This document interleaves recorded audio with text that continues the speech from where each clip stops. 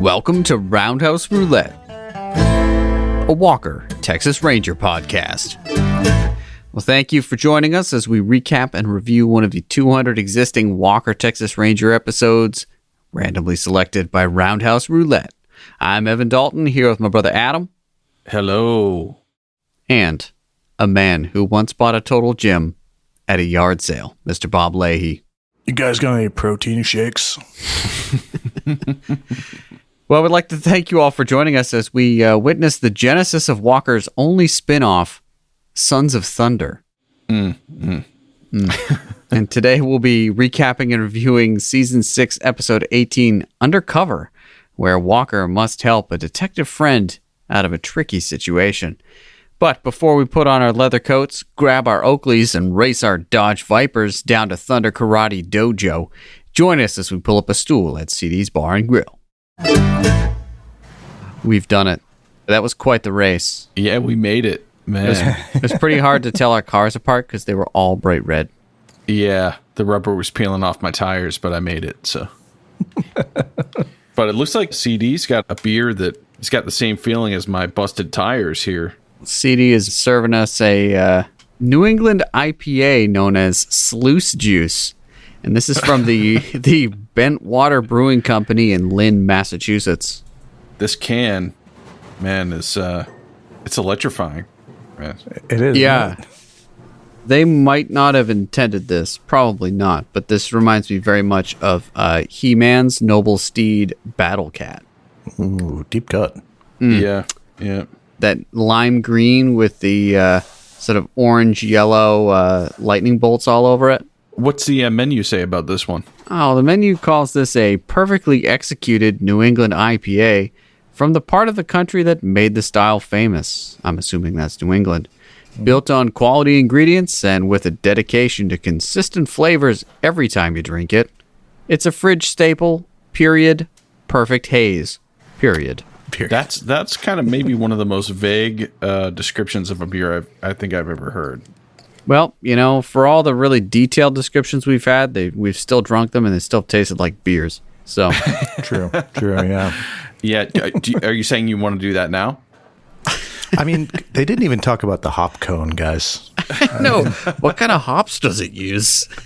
Oh, what was the word from last time? Oh my gosh, yeah, was the grainy substance or something? Lupulin. Lumulin? Lupulin. Yeah. Okay. Man. Well, I know we don't know what we're talking about, but I know we can suck these down, so let's crack this sucker here. Something tells me if they call it sluice juice, they won't take themselves too seriously. Oh, no. No. This one tastes great. It's really not bitter at all. I don't think it's overly strong, too. What's the ABV on this one? 6.5. Not too fruity, not too hoppy. I'm down to sluice, this juice. Dare we call it the perfect haze? I'd say one of the better things to come out of Lynn. Now, did it come out the way it went in? Ooh. Oh, man. That's the only known joke no one will. Got to keep that one in. Oh, Lynn, Massachusetts. Shout out. Yeah. We've got, a backlog of stuff to talk about here, so let's dive in here. All right, let's do it. So, if you wanted to feel the warm and fuzzies, just think of Chuck Norris giving an 83-year-old woman the thrill of her life as he gives her a black belt in karate. Yeah, so apparently he awarded her black belt, which is pretty crazy to be earning that at 83. And, Norris is 81, so that's pretty crazy. She said Norris was so kind, he's 81, and he made some comments that he had not been exercising at all that much recently, and that I inspired him to go back and to begin training again. And that made me feel very, very good. So that's awesome. We want to give a shout out to Carol Taylor. Congrats on earning your black belt and receiving it from Chuck Norris. So mad props to both you guys. That's a 5th degree black belt. I don't know what that means, but that's many more belts than I ever got. Yeah, but once you go positive, you got to go negative. And Evan, I think Chuck was using his blog to push his gold agenda again. Do you want to dig into this little article he wrote? Yeah, let's see. Let me see this. Just click on this. So It would appear that Chuck Norris is trying to drive up interest in people buying gold. And, for those of you who maybe have dug deep into our catalog, you may have found some instances where we talk about why Chuck Norris is trying to sell gold right now. And we're pretty sure it's because gold prices are really stable and they just want people's cash. But there was a period of time about 20 years ago when everyone was selling gold instead. And we were talking gold. Yeah, cash for gold, where you could basically get a giant envelope labeled cash for gold, stick it in your mailbox, and maybe it would make where it was going to go.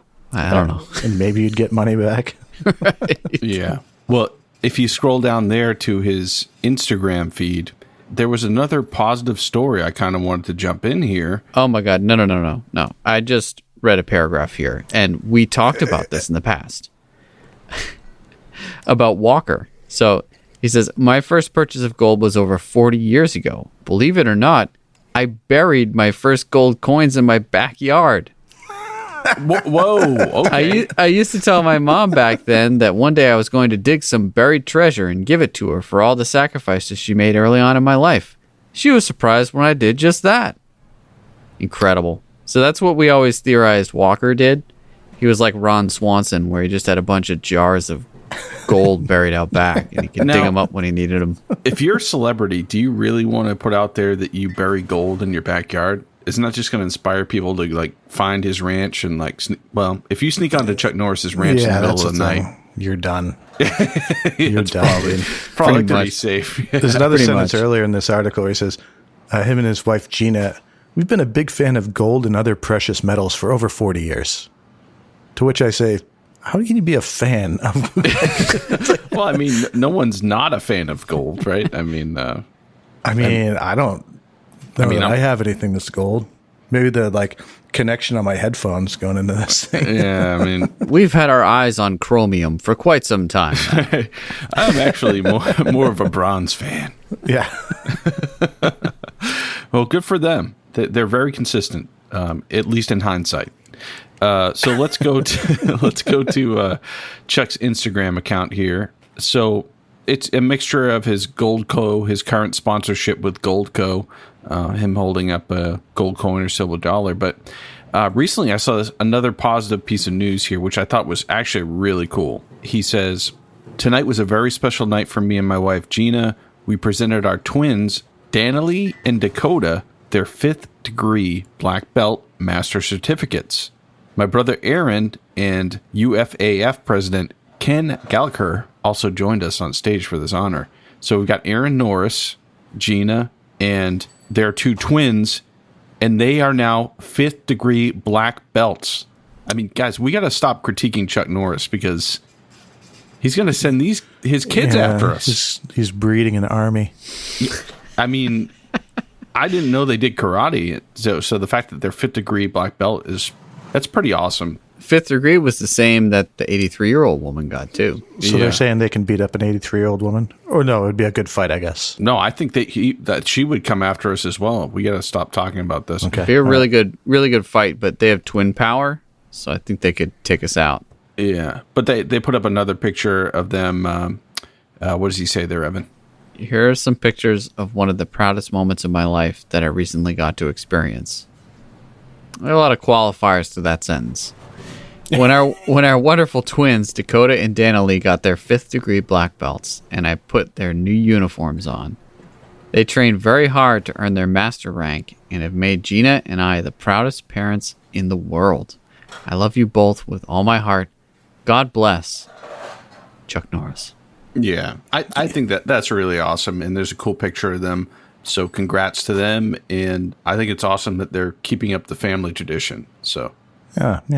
You don't think that they had a little bit of an easier time getting to that 5th degree because of who their dad was? I'm just saying, I mean, I don't know. I don't know where 5th degree is, but I assume it's like black belt, and then you get 1, 2, 3, right? I'm not sure. Yeah. Yeah, I don't know, Bob, but let the record show that Bob was the only one throwing shade. Oh, no. Wait, never mind. Look at the triangle on Danilee's uniform. It has 5 stars in it. And then look at the triangle on Chuck's. Oh. It's full of stars.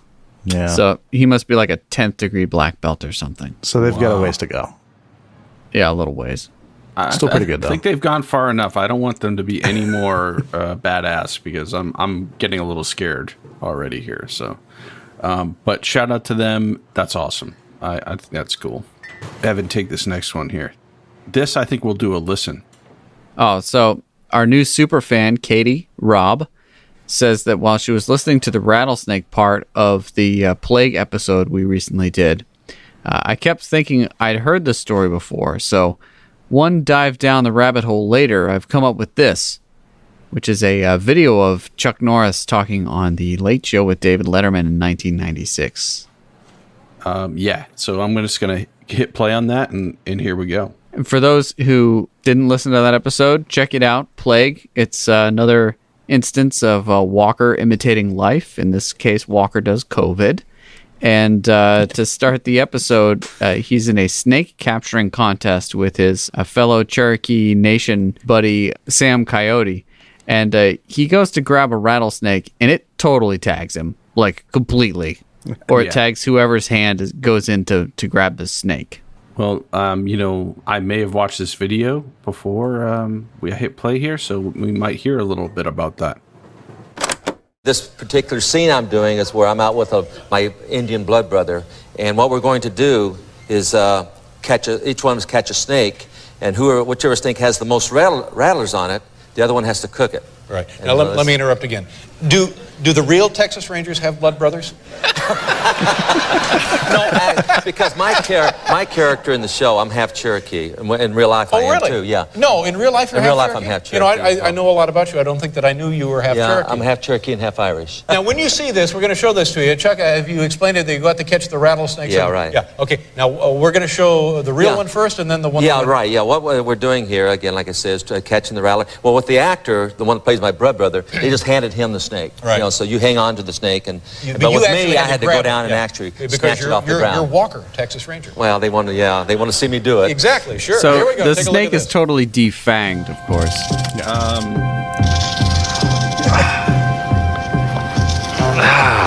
Hey there. Yeah. So now that looks fine. Yeah. So, but now we'll show you what really happened in slow motion. All right. Watch this very carefully. Slow motion. There's his hand. There's Walker's hand, the right hand. There's the snake. Yeah. There you go. Yeah. The audience is beside Yeah, he got me. Like what? You see that every day on the subway? Man, are you all right? Yeah. The first time I did the take, I actually got it. You got it And I fine. picked him out and did the whole scene. Yeah. They said, okay, take two. Take two, the snake was ready. He says, try it again. Second time I tried to grab him, of course he was waiting, came around and got me. Got you right. Yeah. Was it very, very painful? Well, it was like two needles going into the hand, but it hit a vein and blood was flying all over the place. Now those rattlesnakes, they're deadly poisonous. Yeah, well, this one supposedly, it was devenomized, but after I... How do they devenomize them? What do they do? They actually cut right into inside They the gums take there. the and then gland take out, the venom gland. The gland, and but anyway, I had to shoot about 3 more hours of the show, and then Then they had to take me to the hospital. The snake totally got him, but they had confirmed. devenomized the snake. What we really saw was that my skills as a zoological consultant for the show have been confirmed, and that the person who did indeed capture that snake in the first place, which in fact was Chuck Norris, got tagged. And in that scene, he says, "Oh, you almost got me," in the thing, and that's because that part was from the first take, but the second take had him actually getting bitten by the snake. And what's fascinating to me is that they kept that scene in the show, even though he caught it the first time, and then they edited it to the second scene. Yeah. On David Letterman, they played like a perfectly edited version of the scene that should have gone in the episode, but instead they left in the clip where his hand got bit in the final version. Mm-hmm. Anyway, props to Chuck Norris for actually wrangling that rattlesnake twice. Here's the question. Did he just let himself get bit because he didn't want to do another take? Or did the camera guy like mess up the first take? That's probably what really happened. Like, oh, that was good, but let's do it again. Yeah, I don't think anybody actually, you know, would get bit by a rattlesnake on purpose. Not even Chuck Norris. Oh. But, 3 days later, that rattlesnake died. There's a Chuck Norris joke in there somewhere. Yeah. Sad news this last week. Evan, you want to take this next thing here? The bass player for ZZ Top, Dusty Hill, has passed away, unfortunately. Yeah, and they are a huge Texas band, so relevant to our podcast here. Totally. Have you seen the Top, Bob? I did see them 2 years ago. Okay. It was their 50th anniversary tour. And what's the review here? I was just excited to be in the same space as those guys. And now their stage moves for a trio are pretty on point, right? Well, it's really only the two guys up front. But yeah, they do some synchronized walking moves. And Yeah. I don't think they said the spinning guitars. Yeah. Would you say that they have legs and they know how to use them? Oh, yeah. Yeah, they definitely do. And they're very sharply dressed, and They wear sunglasses, so. they definitely do. And they move around not as well as they probably did, but they still shred. Billy Gibbons and Dusty Hill, their little routine they had worked out for all the songs made the band, really. Yeah. But we got to give a shout out to Dusty Hill here because mad respect. Oh, yeah. Yeah. And you guys, I mentioned a couple weeks ago that I couldn't record next week because I had plans. And this kind of ties together because I went to see ZZ Top a couple of years ago up at this venue in New Hampshire. And that's where I'm going to be next week. Not seeing ZZ Top, obviously, but seeing Limp Bizkit. So think about that for a second. What do you guys think? Is that kind of like people just sitting at like an airport terminal to people watch? For me, a bit, yeah. I mean, there was a time that I liked that band when I was 15. And I have some friends that still like them somewhat ironically, probably a lot more than I do. Yeah. But, I was kind of talked into this. And then I recently watched that Woodstock 99 documentary. Oh, I haven't watched that yet. I need to watch You that. gotta see that. It's so depressing. Yeah. But yeah, so that's my news for the week. You sure you want to put that on the podcast? Oh, that's fine. I'll follow up, the following week with a full report. Well, Bob, I hope you don't get stabbed. No, I think it'll be all right. Well, we've got a lot to cover this week, so let's get on into it. If you're watching along at home and don't want any spoilers, hit that pause button and watch Season 6, Episode 18, Undercover, and then come right back to us. Welcome back. Let's dig into it. This episode originally aired on March 7th, 1998. What a time. What a year. And it opens, with some familiar music. Her name was written on the subway graffiti. Oh, was it? It's the same beat from that song, but they don't go into the words. It wasn't the same song, but yeah, it was. Let's say if I missed that, I would have been. It's definitely the same song, Adam. You think so? Oh yeah. Oh, okay. It was just Just the intro. Yeah, they brought just the didn't Rex let to it. it, so. It's like the story of my life is written in graffiti. I like to eat pasta and sometimes ziti. But yeah, some mean hip hop beats, and I was waiting for the lyrics to start, but I guess they just don't. They cut it off before. Oh yeah, it's an epic zoom transition onto the Dallas nightclub scene, and zoom in on a banging red Dodge Viper convertible pulling up to this nightclub, and who's behind it? But the actor Marco Sanchez, who plays Detective Carlos Sandoval, one of two members of the Sons of Thunder. Yeah. They were like the proto-Sidney and Gage. Right. In the middle of Walker, Texas Ranger, they're like, you know what? We need to get some fresh blood in the show. What if we bring in two male characters? Like a buddy cop thing. Yeah. Chuck Norris is tired of getting bitten by rattlesnakes. Let somebody else do it. Yeah, pretty much. That might have been the what spurred this on. But we know them as Carlos and Trent. So they kind of came in at the tail end of season 5. It's kind of a backdoor pilot for their spin-off series. It's called Sons of Thunder, and that's the name of the episode of Walker, Texas Ranger, where they first appear. And that happened on May 4th, 1997. So that's when they were first introduced. And I looked that up because I was kind of wondering if this was our first introduction to Carlos, because if this was, we wouldn't know who he was, and what happens next would have more weight. But being that we've seen the show, we know who this character is. It's Carlos. He's a detective, and he's tight with Walker. He's riding a banging car. Let's see what he does next. Mm-hmm. And, as far as we know about Detective Carlos Sandoval, what he does next seems pretty out of character, and that's he kind of owns this nightclub. He hands the bouncer, whom we recognize. He is illustrated in a Walker-stration, biting Walker's head. This actor, I don't know who he was, but he's a really big guy, and he's in a few scenes just really quick. He doesn't get a lot of screen time in this episode, but he's a perfect goon for Walker. And he's kind of like the bouncer that lets Carlos in or something. Oh, yeah. Carlos goes in and... Bob, can you describe what this nightclub is like? I mean, he's the life of the party. First of all, he comes in, he owns the room. Okay? The music was interesting.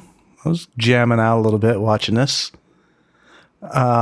People dancing really awkwardly.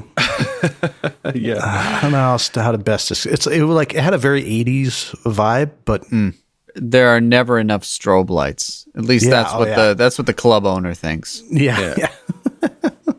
Yeah. And so he makes small talk with people, and he makes his way to the back and goes upstairs to the secret hideout. He's macking on the ladies. There's a lot of face touching he does. It's a little odd. Yeah, and he stops on some blonde, and she's like, "Why didn't you call me?"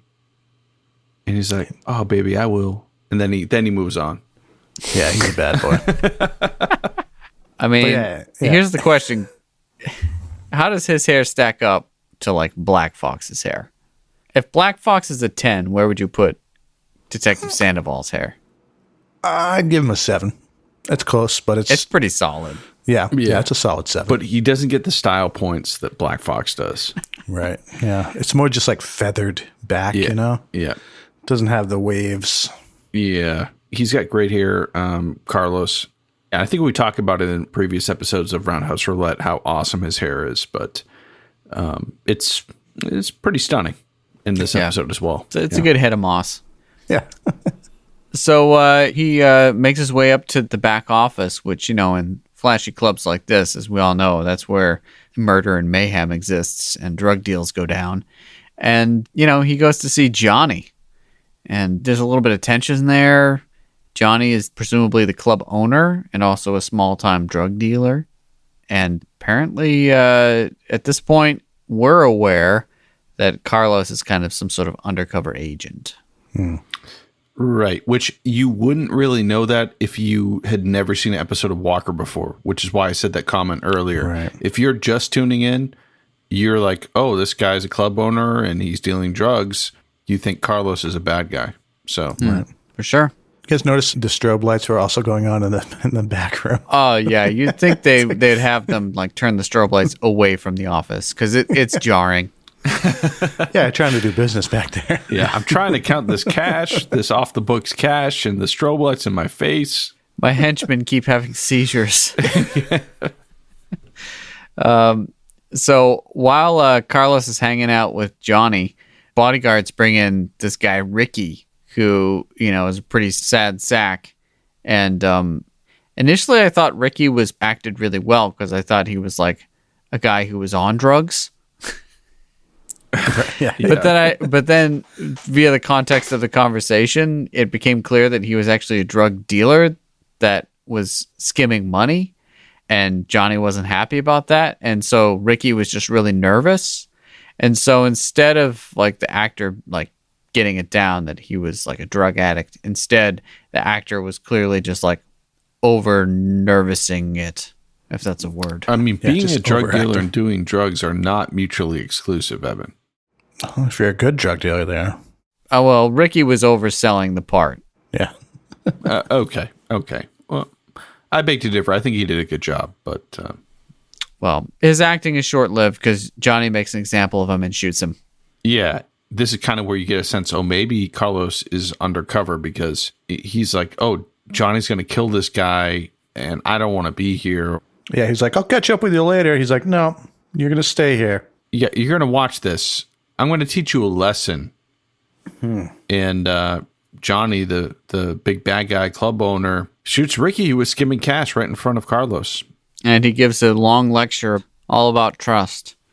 Which, And, yeah, that's all we've got in life is trust. So, Johnny's not wrong. So true. So that's what Carlos has to think about during his drive home in his sick Dodge Viper. While he's doing that, we get these really weird flashbacks. We not only get like visual flashbacks, but audio flashbacks in this episode a few times. Of things that happened less than 5 minutes before. Yep. Well, they've already got the tape, just roll the tape. A lot of that. In case you forgot what happened last scene. Right. So Carlos pulls up to his bachelor pad. He parks his crazy awesome convertible right out front of like this seedy warehouse and rides this freight elevator up to his apartment. And while he's busy flashing back and holding a can of bent water to his head, which he pulled from the college refrigerator from the plague episode. It looked like the same white college refrigerator. Say, is it the antidote in there? Or? Yeah, the virus antidote probably was in that same fridge. So. Yeah, it's a famous fridge. And while that happens, his elevator starts working again. And, he's like, oh, I'm not expecting company. Who's this? So he hides behind a pillar with his gun pulled. Right. And if you had never seen an episode of Walker, you might have thought something nefarious was about to go down. So you're saying this would have been good if you'd never seen the show before? I'm saying if you didn't know who Carlos's character was, there might have been an inkling of suspense. Sure. Instead, what happens? He pulls his gun, hides around the corner, and you're like, okay, Walker, when are you going to walk out around the corner? And that's exactly what happens. Walker and Trevette are checking up on Carlos, and they're like, how's this sting going? And you're like, oh, he is undercover. Roll credits. Bear it out. Yeah, so that was the cold open. And now we've got back in with Carlos, and he's got his book report poster board all set up in his little study there with all of the people in the gang. He's telling Walker and Trevette all about the gang structure and what just happened. And he just witnessed a murder. And Walker's all like, I think we better shut this thing down. We got to move in. What you've got is enough to take down Johnny. That's more than enough. Yeah, and he's like, oh man, no, just give me a little bit more time and we can get his boss, El Vaquero. And there's like a picture at the top of the chart that has no photo and his name. And they're like, we're going to identify him, but we haven't yet. Wasn't El Vaquero in another episode? I distinctly remember Adam saying El Vaquero just like that. Well, it's possible. Vaquero means cowboy. So. Oh, okay. So the cowboy. Interestingly, the DVD synopsis description misspells Vaquero. It adds an I into it, and I am transferring that onto the website because I feel like we need to be accurate to the original Walker media. No, the original pressing. Yeah, and I will also say, while we're on that subject, listen to this description, Evan, that you typed out. Here's the DVD synopsis for the episode Tribe. This is the one with Sam Coyote trying to get some from the archaeologist. The chief of the Cherokee Nation is suspected of murder when the archaeologist who spurned his advances is found dead. Yeah, also not accurate because he's a police officer and not even like the chief of the police. Whoever did these DVD synopses for the Walker Texas Ranger DVDs did not even watch the episodes. Or they just got it completely wrong. Yeah. They watch it and they're like, oh, yeah. They just missed all the points. They could have watched it at like 4x speed. Yeah. That's what they did, apparently. Okay, so Carlos is all bent on getting El Vaquero because, he's like, well, if we just take down Johnny, another Johnny will spring up. We need to get the head of the snake, so to speak. And Walker's like, okay, you've got another week, and then we move in. And he's like, yeah, Trevette, go warm up the car. I'm just going to stick around here, and I need to talk to Carlos one-on-one for a second. He's all like, yo, Carlos, I know this is personal, and you can't let it get personal. I know about your brother Hector. And we're all like, oh, what happened to his brother Hector? Cue true gratuitous flashback scene of young Carlos watching his brother Hector get gunned down by, I guess, a drug dealer. I don't know. Yeah. Then it flashes back, and we're like, well, I guess we know what happened to his brother. He got shot.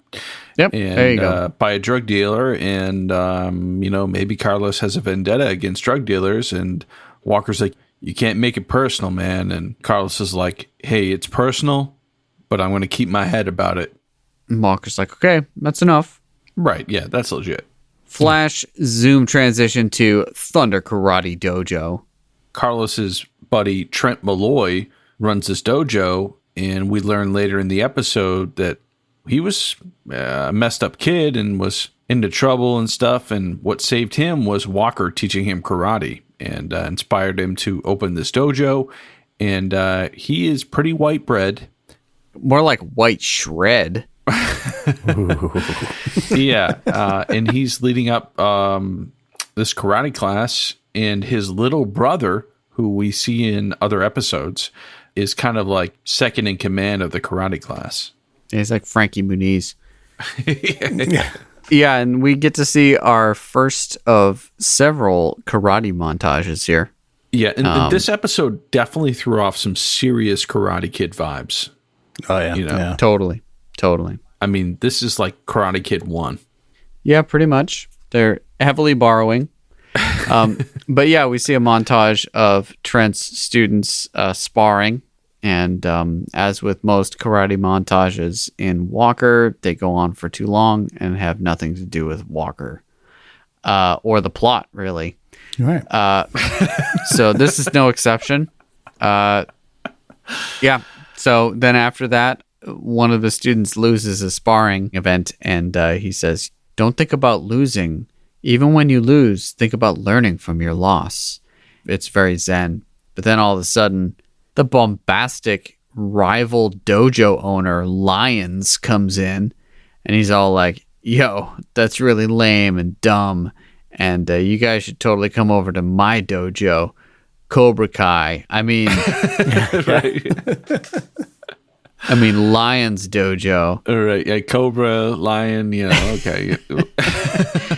And then he just sort of pathetically, desperately tries to get any of them to join his dojo by offering anywhere from a month to a free year of lessons at his dojo, which honestly, it's at this point, it's like, wait, these kids are paying to go to Thunder Karate? Like, maybe they should go to Lion's dojo. Yeah, I'm surprised they didn't lose at least a couple They didn't of have them. any defectors. That's how good Thunder Dojo is, Right, but let's just say that Walker comes in and totally quashes any notion of that. He's like, boy, free year of lessons, that'd be a great deal if it was worth anything. Oh, yeah. That dude just kind of walks out, tail How do you between like his that legs. burn? He's like, this isn't over. I'll see you at the tournament coming up. And we're like, Of course you will. Yeah. like the tournament in Karate Kid 1. Okay. All right. And then, John Kreese left. So, Right. Yeah, absolutely. After that point, after Walker comes on the scene, Trent's all like, okay, class, scram. I got to go get shredded with Walker. yeah, it was kind of like a one-on-one bro sesh with Walker and Trent Malloy. Again, Trent is probably at least half Walker's age. Yet they both strip down. They're both shirtless. And what happens next is kind of amazing. It's kind of an in-episode advertisement for the Total Gym. I was going to say, I didn't check on that, but I was like, wow, they spent a lot of time focusing on this particular weight machine. And I was like, I'm pretty sure Chuck Norris had a deal with Total Gym.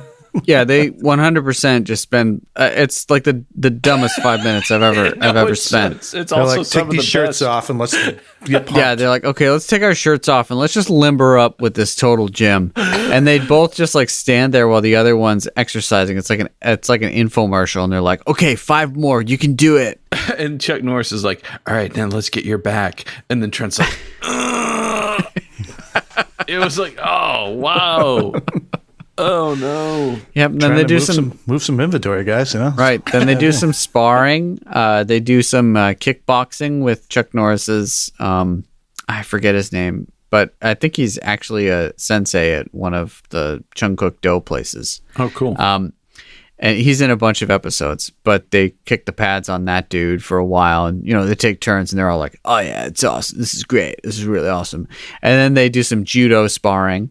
Right. And now, so here, okay, I'm like, okay, they're trying to establish Trent as kind of a badass, almost, a successor to Walker potentially, so that they can spin him off into their own TV show.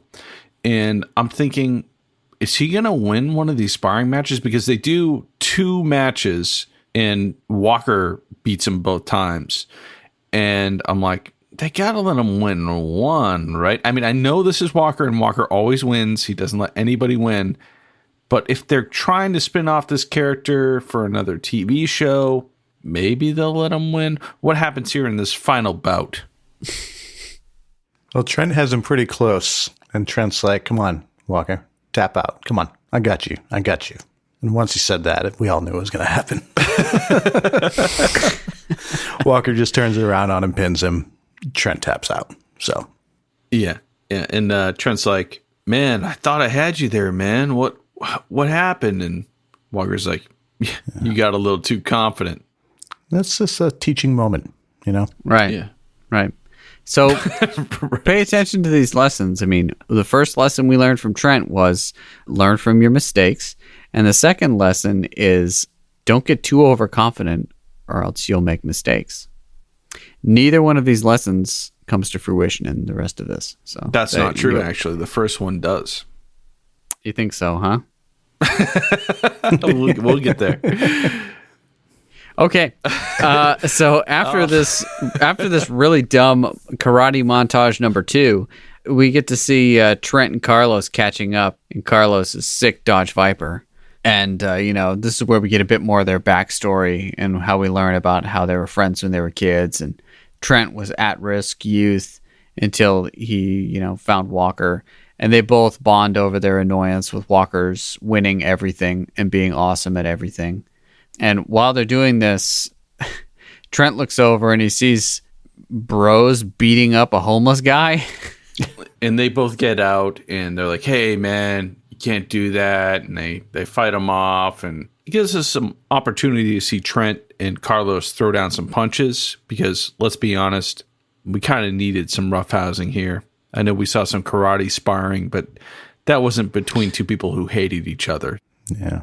Yeah, so I know the episode really wants us to think that they're like Batman and Robin showing up on the scene of the Batmobile and like beating up the bad guys. But in reality, like they just pulled up to 3 guys asking another guy about something. They know nothing about the context or anything. And they immediately jump to Just this one assaulted person's this one person's assistance and beat the crap out of the other guy. They caught a vibe, man. Sometimes you can just feel it. Yeah. Like Batman Right. and Robin, sometimes they go on vibe. They swing in and they make mistakes too. Yeah. So, Trent is all like roundhouse kick, aerial maneuver, karate, finesse, and Carlos is very much brute force, but they get the job done. The Sons of Thunder. But Carlos takes one in the chin. He wasn't as graceful as Trent. Let's just say that. Trent lets him hear about it too. He's Absolutely. Like, "Oh, yeah." But they save this homeless guy who's being accosted by some ruffians, and he says, "Thank you. If I can ever repay you, I certainly will." And, if that's not foreshadowing, I don't know what is. Yeah. Yeah. Honestly, I thought they just used this scene to get a fight in and to move on to the next scene where Trent is training Carlos. But before they leave, Trent throws a 20 the homeless guy's way and says, hey, man, take care of yourself. They get back in the car, and Trent's like, man, you took one on the chin. You need a little training from me down at the dojo. And just as we're all about to emit an enormous groan, we get karate montage number 3, where Trent is training Carlos at the dojo. Coming in hot. Yeah. I don't think we need to say more about that, other than it's stupid. They did keep their shirts on, at least. There wasn't a total gym ad. Well, True. There might be a section of the Walker audience that wanted them to remove their shirts. I being one. I would have preferred it.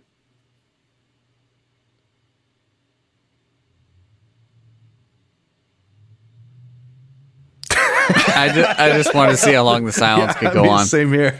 I held out as long as I could. All right, so back at commitment. It shows commitment.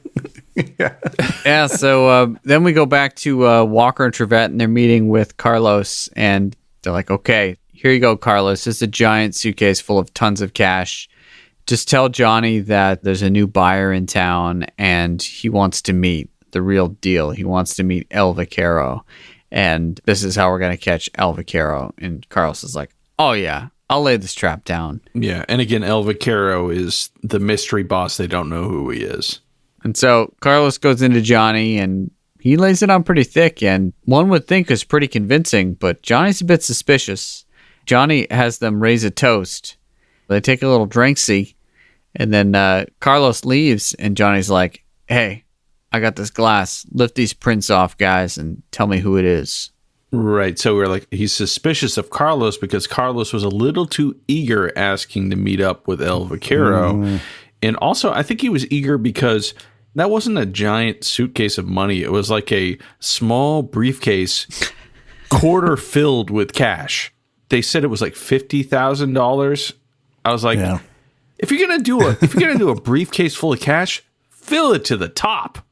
Yeah, right? I get what you're saying. But at the same time, you put hundreds in there. I'll say I was a little underwhelmed, but this crossed my mind too, and I counted 10 stacks of cash. This is heavy math here. Let me see this. So if you had 10 stacks of $500 $100 bills, that would be what's in that briefcase. Yeah. I don't know. It wasn't very impressive to me. And again, I stand by it. If you're going to do a briefcase full of cash, you fill that thing to the top. Yeah, make them 20s and make it pop. Yep, exactly. Do it in ones. Yeah. Yeah, even ones. It'd be like a duffel bag. Takes longer, but it's easier to count. That works. That works. Yeah. So anyways, we know that, trouble's afoot here now because they're going to figure out who Carlos is. Some detective, and it's going to come back to bite him. So, if you were ready for it, good on you. But there's no way you were ready for it because it's time for karate montage number 4. And this is at the karate tournament. Some sort of state tournament. It's not clear who Trent's students are and who the rival students are necessarily, but Lyons, the rival sensei. He's in black. He's Yeah, all the in black. students are in Total black too, I think. Aren't they? total Cobra Kai. Yeah. And his students are all wearing black too. And, he's prowling around celebrating his team's brutality. Yeah. Very original storyline. So original. Yeah. They're hanging out at the tournament. And, of course, Walker and Alex are enjoying the tournament too. And this is the first shot we see of Alex. And might I say, her hair is fabulous, right? Let's pull it up. I didn't pay much attention. Yeah. I didn't pay much attention to it. I was more weirded out by the fact that anyone would think that an acceptable date would be taking someone to a karate tournament with people that you don't know. I mean, she seemed to be having a better time than Walker, so. She was having a great time, Yeah, but a little bit still, too good of a like, time. what are we doing here? I mean, if you're in a relationship with somebody like Walker, you obviously know he's into karate, so Well- you would support him in what he does. Also in the crowd, there's like an old guy. We don't know who he is. They're just like a bunch of people who are alone. Like, who would be at this tournament unless your kid is there, or it's just completely ridiculous. There it is. Yeah, she does have some good hair going on. And super happy to be there. Okay, look at that old the old guy. Look at that old guy. Who is that and why is he there? I I mean, His grandson's probably fighting, you know? yeah, no We don't kidding, know. Evan. Come on. He looks yeah. like a proud grandpa or a child molester. Yeah, but look at her hair. Alex used Pert Plus in this episode. That's all I'm saying. I've never seen her wear it like that. Well, this is the longest I think we've seen her hair ever, maybe. Her hair isn't usually this long. And this is the weekend too, so she was in party mode. Okay, okay, all right. So, karate tournament going on, and they're all like, hey, where's Carlos? We're starting to get a little concerned. We haven't seen him, and he's about to bring down this huge sting operation, and we're just blowing off steam at this random karate competition when we should be having his back. yeah, we're dropping everything to go to the karate tournament. And to their credit, their observation is correct in that Carlos should be at the tournament, but instead he's busy getting kidnapped by Johnny's goons. Because they discovered that he's a detective. He's got some splaining to do to Johnny. So much for trust, right? yeah, two goons. They show up at Carlos's place, and he's like, "Oh, hey guys!" And the guy is like, "No, you're coming with us, man." He shoots out Carlos's tire on his sick wheels, his Viper. They throw him into the bad guy wagon and cart him off. Mm-hmm. And this whole sequence is interspersed, going back and forth between Carlos getting kidnapped and the karate competition. This is how Walker, Texas Ranger does so much plot in so little time. They go back and forth, back and forth. Yep. So Carlos is brought up to this abandoned warehouse where Johnny's waiting for him. And Johnny informs him that not only is Johnny El Vaquero, which I pretty much knew immediately upon seeing Johnny. Yeah. He's way more big time. He's got an El Vaquero vibe. Yeah, and for sure. they don't have enough time to introduce another character who would have any weight as El Vaquero. So him being like, oh, my boss is actually me. Carlos is like, oh, really? He's like, oh, not only am I El Vaquero, but I also killed your brother, too. Yeah, he throws that in there. At this point, we're all getting our calculators out trying to figure out the timeline because that makes no sense. Yeah. Right. Well, it was like a twist that didn't need to happen. It was like you just did a reveal. You don't need to do a secondary reveal on top of that. They needed to for the ending, and we'll get there because that's just a whole other thing. That's gold. So again, in order to fit too much plot in too little time, they intersperse segments of Trent's kid brother sparring against one of the rival dojo's guys, and Carlos getting beaten up. I kind of feel bad for enjoying every time that Carlos got beat up, but They were trying to get information out of him, maybe? Was that a thing? I mean, I guess, what did they really need to know? Exactly. I guess they wanted to know who knew. yeah, Johnny, Maybe, a.k.a. El Vaquero. It was like, so who else knows about our operation? And then Carlos was kind of joking back to him, if I told you, I'd have to kill you. And then they punched him. And then they clip to another scene. And then they go back to it. And he's like, no. You're going to talk to me. And I think he does some Rocky quote or something. And Johnny's like, funny. And then he punches him again. And it clips to another scene. It's back and forth, interrogating Carlos. Karate tournament.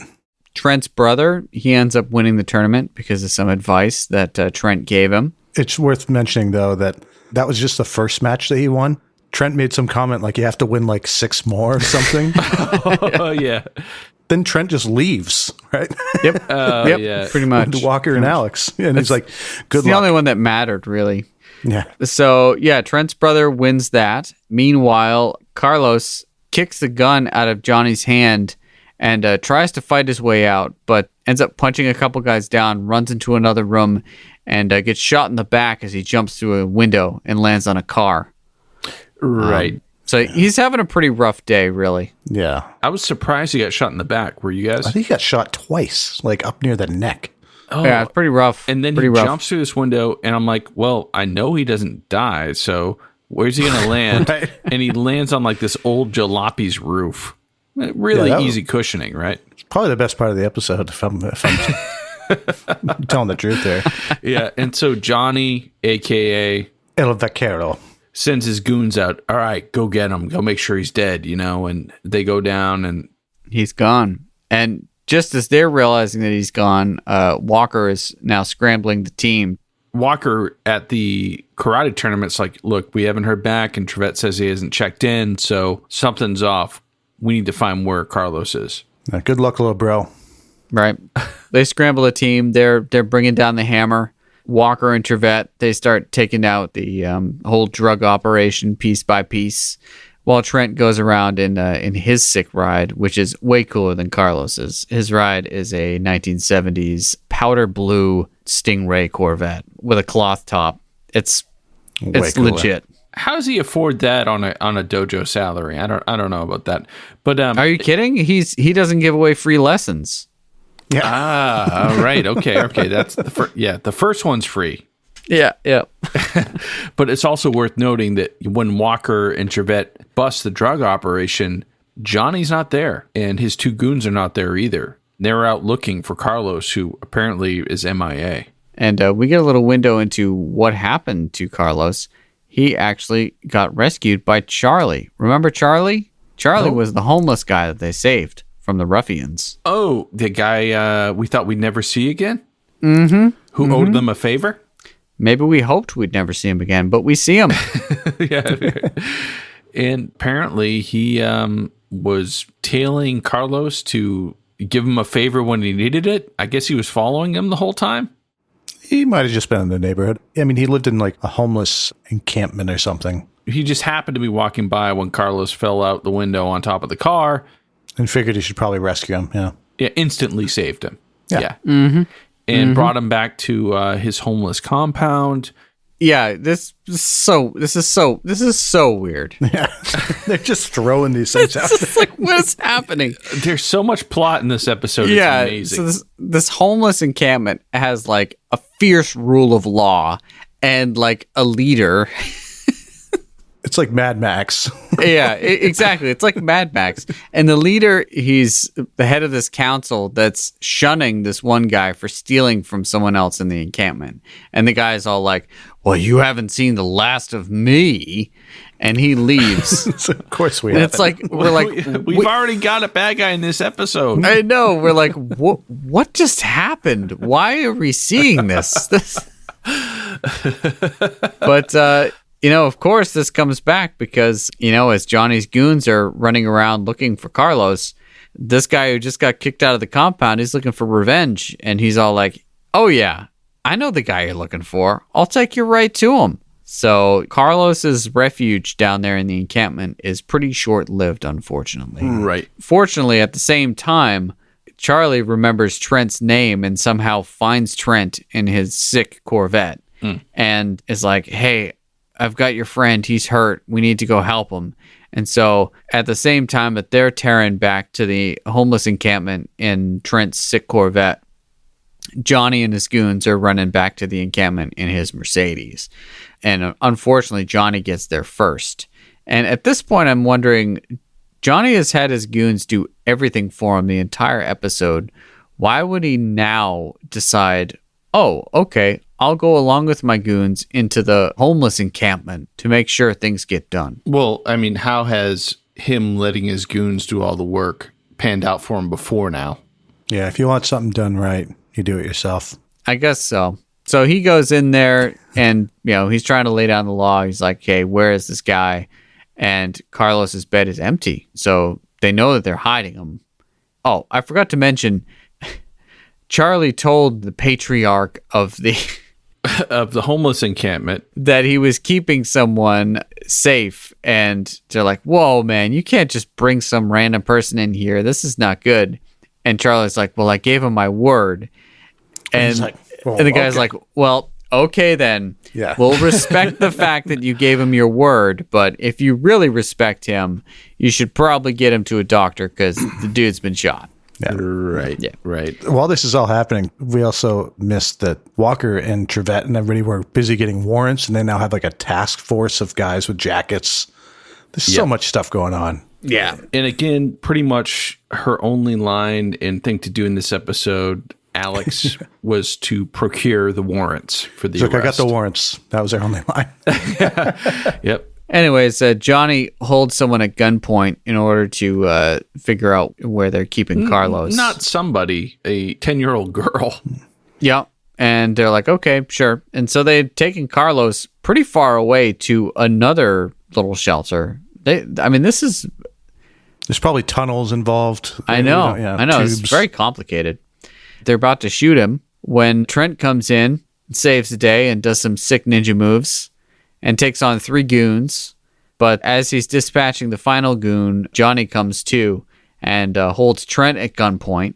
This is the second person that Johnny's held at gunpoint before being kicked. And in this case, Walker comes in and saves the day for Trent. By shooting Johnny. Yeah. Mm-hmm. And we're like, oh, is Johnny dead or did he just wound him? Yeah, he did. He's gone. He gone. Yeah. And we might add to, while Walker is making his way to the point where he can rescue Trent from Johnny, there's an amazing scene where Walker and Trevette are in the truck and they're going after a bunch of the drug dealers. And Walker stops, lets Trevette out. Trevette chases down a guy, takes him down expertly. How did he do it too? He runs up side by side with the guy, and as the guy looks over at him, he just punches him in the face. It was like a running punch. Yeah, it was like a... Oh, yeah, that was good. Yeah, Trevette. Yeah. So Walker's driving. The guy's running away from him. Walker drives, pulls the truck up right next to the guy as he's running. He grabs him and then smashes his face into the side of the Dodge Ram and then holds on to him and keeps driving as the guy's unconscious. Yeah, presumably holding him while driving. Right. With one hand. And at this point, Chuck Norris, not Walker, Chuck Norris kind of awkwardly acknowledges the fact that there's a cameraman riding shotgun. There's a little nod. There's something there. It's like, we got the take. Was that good enough? I have to imagine the guy who he knocked out was just standing on a skateboard or something. That was the best part of the episode, let's be honest. Yep, I think so. Yeah. I'd have a hard time thinking of a better one. That was the only person that Walker has any physical contact with in the episode besides Trent. I was going to say, the only other potential best part of the episode would be the total gym ad, I think. Yeah. Right. And depending on your sexuality, that will play either way. So right. Honestly, I had a lot of feelings about that one. Sure. Of course. Yeah.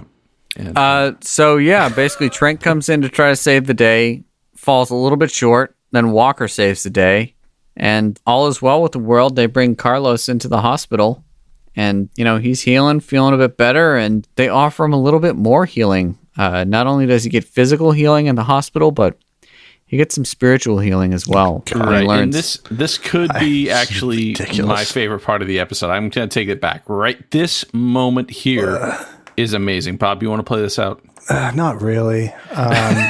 It's so dumb. This I was laughing out loud. I know. During this part.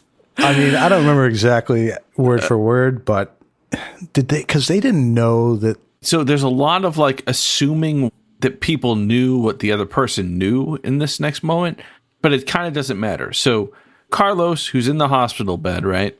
He found out that El Vaquero was really Johnny. And he also found out that Johnny killed his brother. We don't know if Walker and Trevette know that, but it doesn't matter because they do. And they say, oh, well, we were talking to the goons and they said, oh, your brother who you thought was a drug dealer, he was actually trying to leave dealing drugs, and that's why Johnny shot him. So your brother is redeemed. And then it pans over to Carlos, who's in a hospital bed, and this is his moment to get a primetime Emmy. He opens his mouth and utters half a word, and I'm like, oh, is he going to go for it? And I think the editors were like, yeah, no, we're going to fade to him at a grave of his brother because he tried to act it and it wasn't going to happen, right? He was like, I never knew. And then it was it. Yeah. The whole idea of that, too, is great because that's just something you would tell somebody when there's no way that they could ever find out that what you're telling them is completely false, right? Right. It's like you tell them, it's like, oh, yeah, that's what we found this out. It's like, oh, really? Or are you just telling me that so that I feel better about my brother? Right. This was Elvis's favorite chewing gum. Yeah. Go ahead and ask him. Oh, you can't. Okay. So, yeah, Carlos' brother is redeemed. And, last scene is the stereotypical Carlos at his brother's grave laying down some flowers. And then he gets into the sick blue Corvette with his partner in crime, Trent. And they cruise off into the sunset, leaving us to wonder, what did we just watch? Yeah. I know. No, like goofy slapstick ending. That was something. I think that grave scene was added on because they're like, you know what? He really didn't stick the landing in the hospital. Stick the hospital bed landing. It's true. If you think about it, like, what are their favorite places to end? Their favorite places to end are CD's Bar and Grill, which we didn't see once in this episode. It's been too long. A graveyard. Mm-hmm. Or the last one will be in a hospital bed. Yeah, hospital room. All right. Well, that about sums up this episode. We'd love to give a shout out to our friend and collaborator, Adam Lauritsen, who's been drawing the amazing Walkerstrations we feature on our social media. Be sure to check out his other art on Instagram at @ImaginationRunAmuck. When we come back, it'll be time for us to each rate Undercover on a scale of 0 to 10 boots to the face, resulting in our patented Roundhouse Roulette episode ranking, the complete results of which are available on our website, roundhouseroulette.com. Don't go away. Seriously, Bobito? What gives? I've got places to go, people to see. Move it, Evanito. Johnny wants to see you now. I'm sorry if this is an inconvenience for you. Tie him down, boys. What is this? What is this? What is this all about? You said you wanted to meet El Vaquero. I mean, sort of. Ow. Then say hello, detective. Wait, you're El Vaquero? Now, who else knows about our little operation? Well, I mean, pretty much the 3 people listening to this podcast do. And I'd wager the cavalry's already on the way. In fact, I'm placing you under arrest. Is that so? Ow. You really need to work out. Don't make me laugh, detective. You're going to die, but it's up to you if it's the easy way or the hard way. Now tell me about this podcast here. Of course, we here at Roundhouse Roulette have pledged to deliver the light of Walker, Texas Ranger to the world. If you'd like to join us in that mission, please share the podcast with a friend or leave us a kind review on Apple Podcasts. It truly helps other Walkerites find the cast. If you'd like to further support the show, be sure to check out our fine apparel and vintage action figures at roundhouseroulette.com or join the fun on our Patreon page. Most importantly, though, we thank you for listening. Nice try buying time with an advertisement, but your friends aren't going to help you this time. Babito, gun. Yes, Mr. El Vaquero. Silencer special. Cocked and loaded. Now I'm really going to kill you, Ebenito. But if the twist that I've secretly been El Vaquero all along wasn't enough for you, I've got another farewell surprise for your parting thoughts. Ah, cool. What? I killed your brother. Really? Yeah, that's right. And on top of that, I'm not really Johnny or El Vaquero. And your brother isn't dead. And I should know, because I am your brother, and we're just acting on a podcast. Whoa, mind blown. Can you guys untie me so we can get back to the show? Nah, I don't think so. You're the worst. Well, that was fun. Welcome back. What did you guys all think of this episode? I had some pretty high hopes because we'd been away from this season for a while and hadn't seen these characters. So I was like, oh, cool. Yeah. But really, it just was just too much going on. And there's no car chases. I mean, sort of, I guess, but no explosions. Too much dialogue, too much talking. And the whole idea of him being undercover is just kind of lazy. And it wasn't Walker undercover. It was... Right, yeah, that too. Walker was barely in this one. And, I mean, he did some sparring. We did get to see him shirtless. You know, I mean, that's a plus for you, I guess. Yeah, that's good for you, but... Mileage will vary. But yeah. So I'm putting this one pretty low. I put this one as a 3. Okay. I guess the only thing I'll say that the transitions were pretty over the top. That's the one thing I took away from it. And the ending, the twist at the end or whatever, was so ridiculous that I laughed at the television. So But that was nice. definitely so dumb. yeah. So dumb it was good. Yeah. It's like I guess if it wasn't for those things, I probably would have given this a 1 and 1. Yeah. So, it's like that really only has impact if we care about this character, and we don't. You guys know this isn't Walker, right? Oh man, yeah. I'm with you, Bob. You know, you guys can see right there. I've got the stats updated here, and we've got number of roundhouse kicks delivered by Walker, 0. Number of fights, including Walker, 0. Number of explosions, 0. Number of vehicle chases, 0. we can give him a half a vehicle chase because Walker did chase down that guy, but we're going to have to round down on that stat. Yeah, exactly. Totally. Number of karate montages, 4. Yeah, What are we kids that don't doing? care about. Right? What are we doing here? Not only that, like the rival dojo guy was like, I want to face off against you, Trent. And I'm like, please. Yeah. That guy just disappeared halfway through the episode. Trent's like, some other time. Right. It's like, okay. Maybe in our spin-off that gets canceled. Yeah, pretty much. Yeah, this one had almost 0 Walker in it and was all about Sons of Thunder, and Sons of Thunder pales in comparison to Fox and Coyote. So I'm giving this one a 2, and I feel like that's being pretty generous. Wow. Okay. All right. I guess I'm going to have to be the good guy here because I looked at some of my other ratings, and as far as enjoyment level, there were a lot of things to enjoy in this episode. And it does feature a little more Walker than we've seen in some previous episodes, like Behind the Badge, where it's all Trevette all the time. We actually do get to see Chuck Norris shirtless in this episode. So, I'm going to give this one a 4. I thought you were going to go like 6 or 7, so that's good. Yeah. No, it's definitely not worth the watch. It's not over 5, but it wasn't horrendous. Just take away shirtless Chuck Norris. Where does the score go? Well, if you also 2? get Chuck Norris driving up to a guy and pulling him into his cab and knocking him out. So that's pretty good. But if someone saw this episode, they would think that the show was all about Trent and Carlos, not Walker. That's why I say this one is very close to Behind the Badge when Trevette is the main character, which I rated a 4. And I would also say that this episode is better than The Neighborhood. Yeah.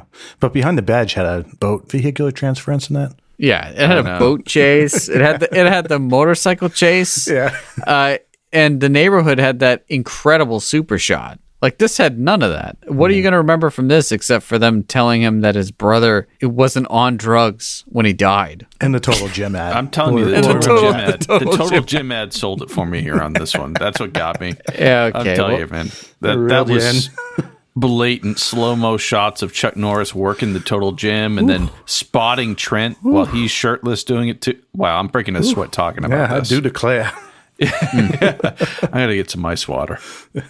All right, well, that gives this episode a roundhouse rating of 3 boots to the face. And I think we can all agree that Adam needs a total gym for his birthday.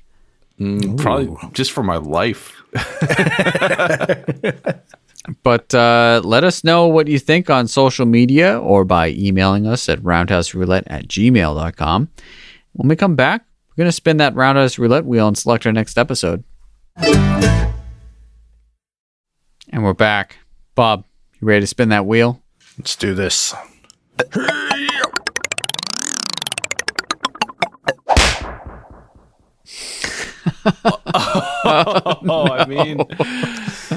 Wow, we are going to late season, and we have been lamenting that we haven't seen Gage and Sydney for a while, so this should do it. Yeah, I think so. This will be a 2-parter. This is Showdown at Casa Diablo, so, the devil's house. Let's do it. All right, so part 1. While investigating a rancher's murder, Walker and the Rangers uncover a massive drug smuggling operation. That's the least surprising thing I've ever heard. Yeah, rancher's murder, huh? Haven't heard that one before. All right, well, we hope you'll join us next time when we rate and review Showdown at Casa Diablo Part 1, Season 8, Episode 21. In the meantime, feel free to share your opinions with us on Facebook and on Instagram at Roundhouse Roulette and on Twitter at Roundhouse Pod. And rate and review us on Apple Podcasts or wherever you get your fine podcast. Thanks for listening, And until next time, may the eyes of the Ranger be upon you. When you're in Texas, look behind you. Oh, 'cause that's where the Ranger's gonna be.